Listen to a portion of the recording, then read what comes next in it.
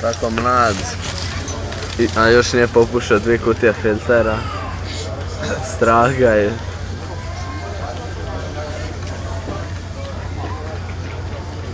Vidite ovog čovjeka, to vam je četnik, imate ga na YouTubeu. Ante Mikelić. I sad priča o svojoj srlici, gdje je ispao kao četnik. Kao svoj čača kako je ispao u ratu. Evo ovoga Siša.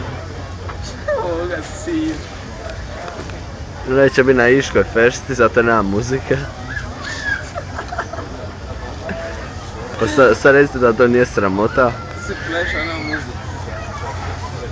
A dobro, bit će tamo, ima tamo, janjetine. A jebi ga.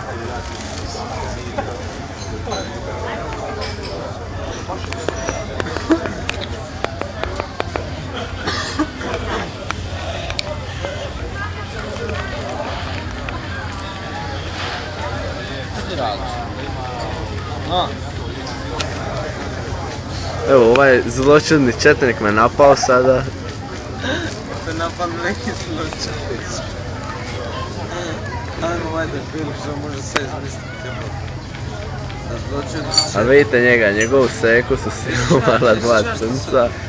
Nije smiješno, oprostite, pardon. Da će se odružiti i ovoga... I radovana da će patiti. Zamislite ovog četnika koliko može lagati.